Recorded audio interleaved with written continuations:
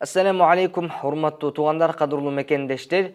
Бүгүн Аллах буйрса, Аллахтын жардамы менен Кур'ан алифбе сабагынын эң эне акыркы сабагын өтмөкчүбүз. Бул акыркы сабагыбызда дагы ошо Аллах таалам ушул сабактарыбызды кабыл кылуу максатында бүгүн акыркы сабагыбызда ошо Аллах сөзүн кандайча туура окуйбуз, кандайча окулат, мына ошол туурасында кеңири айтып өтөбүз. Андыктан урматтуу тугандар, бүгүнкү сабагыбызда толук баштан аяк катышып, ошо Аллах сөзүн туура айтылышына жолдорун үйрөнүп кетиңиздер.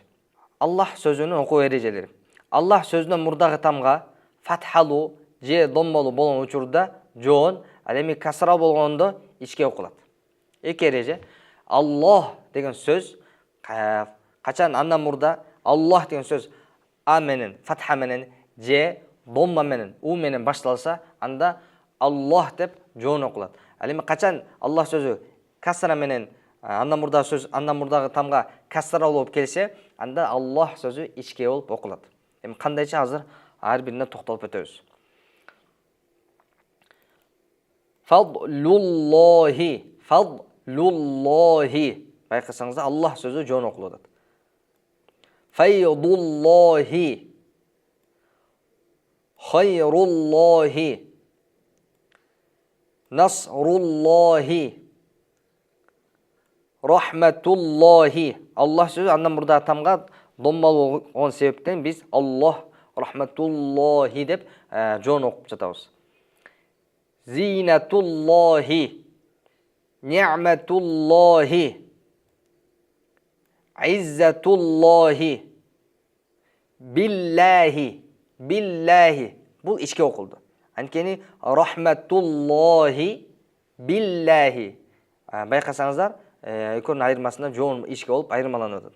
Ошол биллахи качан болот? Качан Аллах сөзүнүн мурдагы тамга касралуу и болуп келген учурда.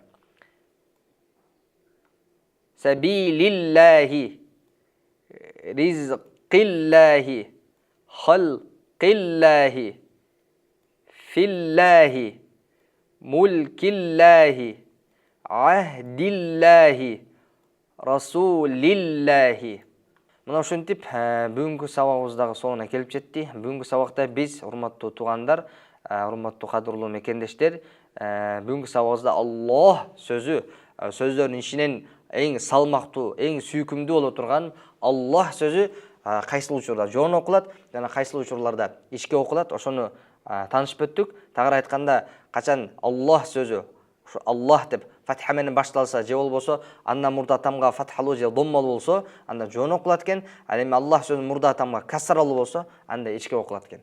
Жана ошондой эле Аллах сөзүн айткандын өзүнүн дагы бир адебин кошо кетсек, Аллах сөзүн ооз жоон кылып айта турган болсок, Аллах таалам менен бизге ошол тилибизге дагы өзүнүн сүйүүсүн, махабатын салат. Мына ошентип, урматтуу туугандар, Кур'ан алифбе сабагыбыз баштан аяк жыйынтыкталып бүттү. Буга чейин биз ар бир Кур'ан алифбе сабагынын башынан баштап ар бир тамганын өзүнүн окулуштары, фатха, домма, касра менен кандайча окулат, ошо тамгалар бири менен кошулуп келгенде кандайча окулат, кайсы учурда созулат, кандайча токтогондо кандай окулат, кыскасы баардык икир чыкырына чейин Кур'ан алифбе сабагын баштан аяк өттүк.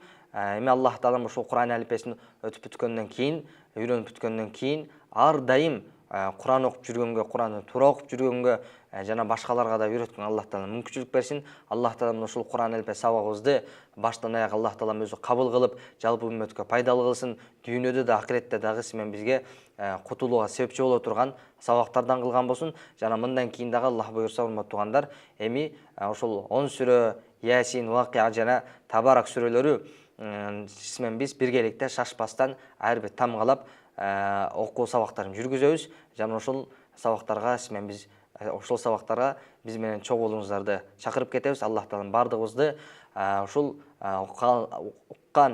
окуган илимдерибизге амал кылып, башкаларга жеткиргенге мүмкүнчүлүк берсин, жана алган илимибизди пайдалуу кылган болсун.